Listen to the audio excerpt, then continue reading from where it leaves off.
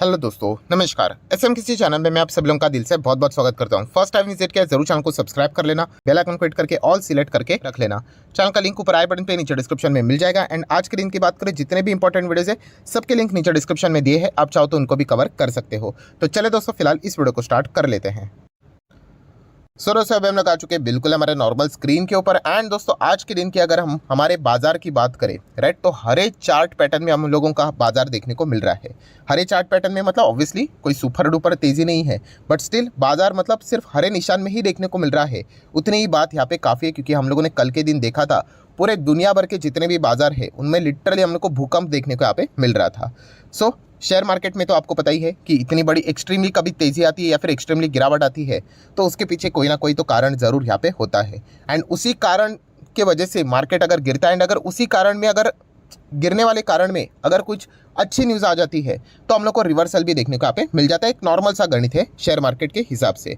सो अगर हम लोग कल के दिन अमेरिकन बाजार की भी बात करें तो ज़बरदस्त गिरावट देखने को मिली थी। 600 पॉइंट तक अमेरिकन बाजार लुढ़का था, बट निचले स्तर से हम लोग को एक अच्छी खासी थोड़ी सी रिकवरी भी देखने को मिली। जो ओवरऑल क्लोजिंग रही अमेरिकन बाजार की, वो लगभग 300 पॉइंट की गिरावट के साथ देखने को मिली। मतलब 300 पॉइंट भी बहुत बड़ा होता है, बट ओवरऑल जो 600 पॉइंट की गिरावट देखने को मिल रही थी, 500, 550, 600, उसके मुकाबले हम लोग यहाँ पे कह सकते हैं कि 280 पॉइंट्स गिरना मतलब चलो ठीक है, 1% के आसपास हम लोग को गिरावट देखने को यहाँ पे मिल रही है।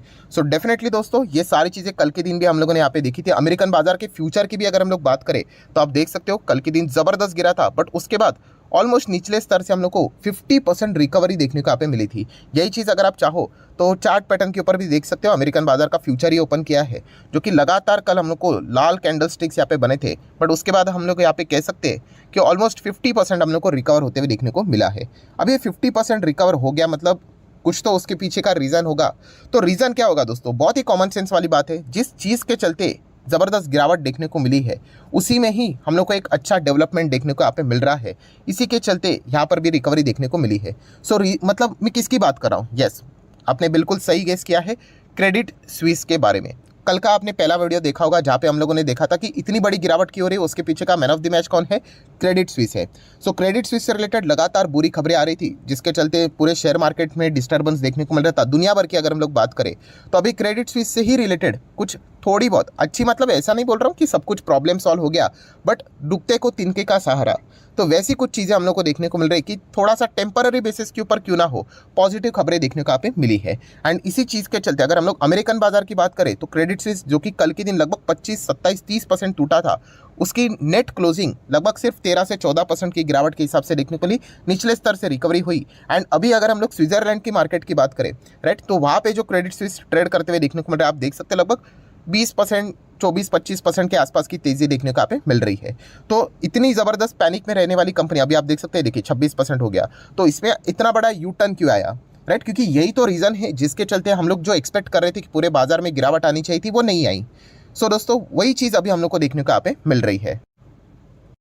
और दोस्तों जो खबर भी है ना दोस्तों, वो सिर्फ ऐसी नहीं कि न्यूज़ ही है करके, उसके अगर हम लोग बिटवीन द लाइन्स भी अगर कुछ चीज़ें पढ़ने जाए, राइट, तो वो भी एक बहुत बड़ा संकेत हम लोग को देखने को यहाँ पे मिल जाता है, जो कि मार्केट के लॉन्ग टर्म के जर्नी के लिए हम कह सकते हैं कि चलो एक थोड़ा बहुत पॉजिटिव डेवलपमेंट देखने को मिल रहा है। मतलब देखिए, आपको सबको याद ही होगा 2008 का रिसेशन, राइट, एटलीस्ट सुना ही तो होगा आप लोगों ने कि कितना बड़ा भूकंप आया था। पूरे फाइनेंशियल इंस्टीट्यूशंस की अगर हम लोग बात करें, फाइनेंस सेक्टर की बात करें, पूरे विश्व में हम लोग को डिस्टर्बेंस देखने को यहाँ पे मिला था। सो अभी की जो खबर है ना दोस्तों, वो ये एक इंडिकेशन देती है कि शायद से 2008 जैसी चीज़ें दोबारा रिपीट ना हो। मैं अगेन वर्ड यूज़ कर रहा हूँ दोस्तों शायद, क्योंकि हमेशा ये जो चीज़ें रहती है ये इफ़ बट के ऊपर ही चलती है। अभी अगर हम लोग 2008 की बात करें, ठीक है, तो 2008 में क्या हुआ था, राइट? हाँ, आप यही बोलोगे लेमन ब्रदर्स से रिलेटेड वो क्राइसिस फाइनेंशियल, ठीक है, बट अगर मुझे बहुत ही आसान भाषा में अगर आपको समझाना है, हिंदी में ही 2 लाइन में ही, तो बेसिकली क्या हुआ था कि एक बड़ी बैंक फाइनेंशियल इंस्टीट्यूशन हम लोग को कोलैप्स होते हुए देखने को मिली, एंड किसी ने उसको बचाने की कोशिश तक नहीं की कि चलो बचा लेते हैं करके।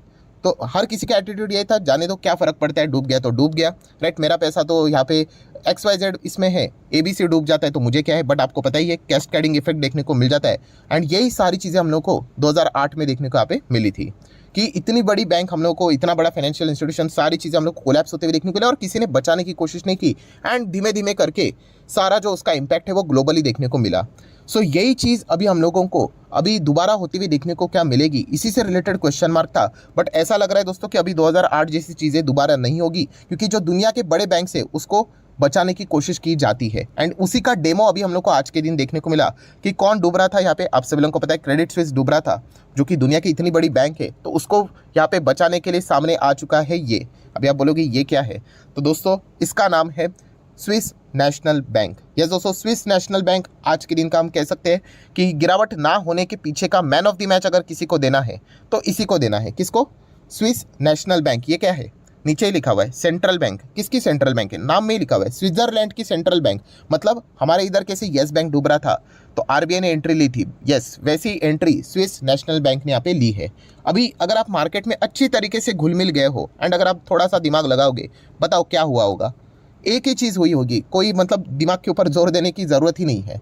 आप सभी लोगों को पता है कि क्रेडिट स्विस को किस चीज़ की सख्त ज़रूरत थी। ऑब्वियसली फंडिंग चाहिए किसी को भी। अगर आप किसी ग्रुप की भी बात करें, किसी कंपनी की बात करें, शेयर की बात करें, राइट, किसी भी चीज़ की बात करें, हर किसी को डूबने वाले को क्या चाहिए होता है? फंडिंग, पैसा चाहिए होता है। बिना पैसे के तो आप कुछ यहाँ पे कर ही नहीं सकते, राइट। एंड फाइनली तो स्विस नेशनल बैंक से क्रेडिट स्विस को क्या मिला होगा? ऑब्वियसली फंडिंग मिला होगा। तो यही चीज़ अगर आप सिर्फ स्विस नेशनल बैंक अगर गूगल के ऊपर सर्च भी करोगे ना, दैट्स इट, आपको यही सारे वेबसाइट देखने को मिल जाएंगे और कुछ नहीं, एक ही चीज़ आप लोगों को देखने को मिल जाएगा।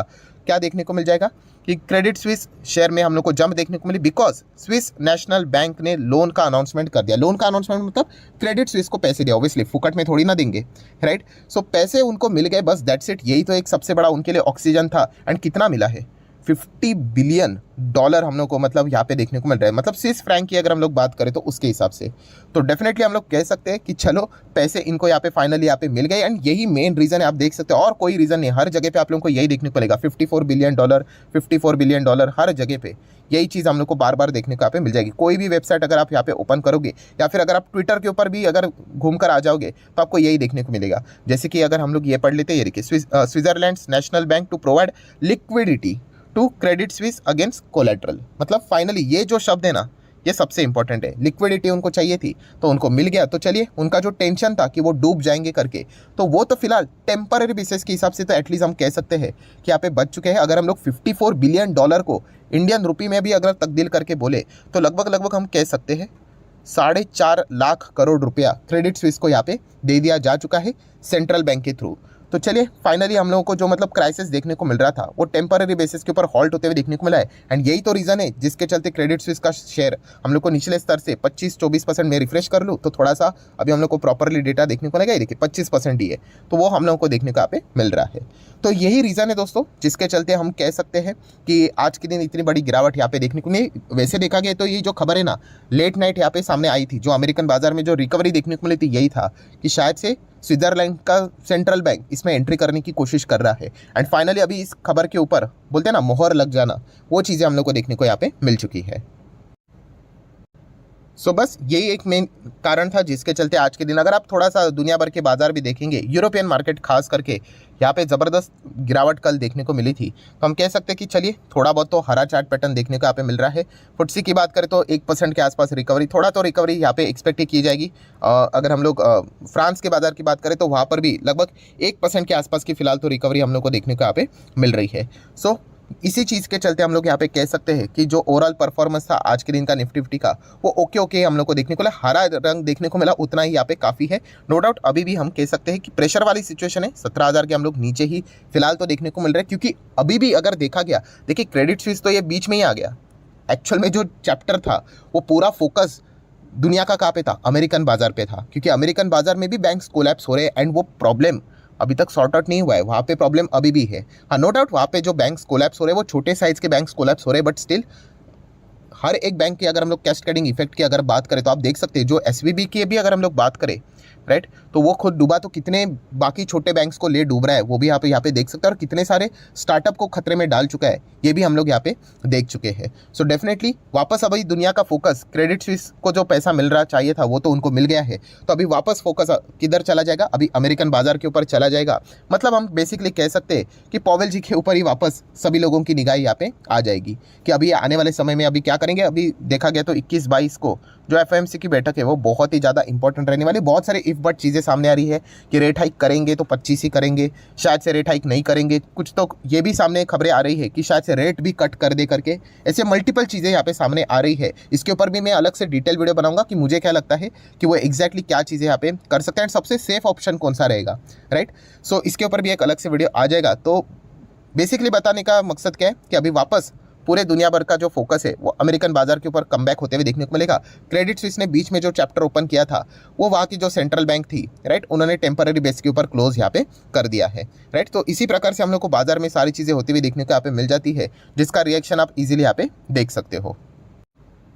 सो ठीक है दोस्तों, जितने इंपॉर्टेंट पॉइंट्स थे कवर हो चुके हैं। आज के दिन जो यहाँ पे शेयर खरीदने के मंसूबे से आए थे कि अच्छा खासा मार्केट गिरेगा, अच्छे खासे शेयर खरीदने का मौका मिलेगा, तो जो मंसूबे थे वो तो हम कह सकते हैं स्विट्जरलैंड की सेंट्रल बैंक ने तो मतलब खराबी कर दी, हमें ऐसा बोल सकते हैं। बट कोई बात नहीं, मार्केट है दोस्तों, मार्केट में कितनी सारी चीज़ें चलती रहती है। अभी आज के दिन सोने से पहले ही कितनी सारी खबरें आ जाएंगी, राइट। एंड फिलहाल ओवरऑल जो बाजार का स्ट्रक्चर ही है वो थोड़ा सा टेंस वाला ही हम लोग को देखने को यहाँ पे मिल रहा है। मतलब कितनी भी पॉजिटिव न्यूज़ लेकर आ जाओ तो जो रिकवरी रहेगी ना इतनी ज़्यादा नहीं है, बट अगर छोटी सी नेगेटिव न्यूज़ लेके आओ वो ज़बरदस्त पैनिक यहाँ पे क्रिएट यहाँ पे करवा सकती है। तो देख लेते अभी पूरा फोकस, जैसे मैंने कहा कि एफओएमसी की बैठक, अमेरिका की central bank, federal reserve, Powell ji के ऊपर ही रहने वाला है कि वो अभी आने वाले समय में यहाँ पे क्या करते करके। वैसे तो देखा गया तो उनके ऊपर बहुत ज़बरदस्त प्रेशर रहेगा, पॉलिटिकली भी ज़बरदस्त प्रेशर रहेगा कि ये सारी चीज़ें मैनेज करने का काम उन्हीं का होता है, राइट। एंड अगर फेल हो गए तो आपने देखा कि बाइडन को आके इन सारी चीज़ों से रिलेटेड बातें यहाँ पे करनी पड़ी है, तो गजब का प्रेशर उनके ऊपर रहेगा। तो शायद से इस वक्त का जो मतलब हम कह सकते हैं कि जो एफएमसी की जो बैठक रहेगी, फेड का जो फैसला रहेगा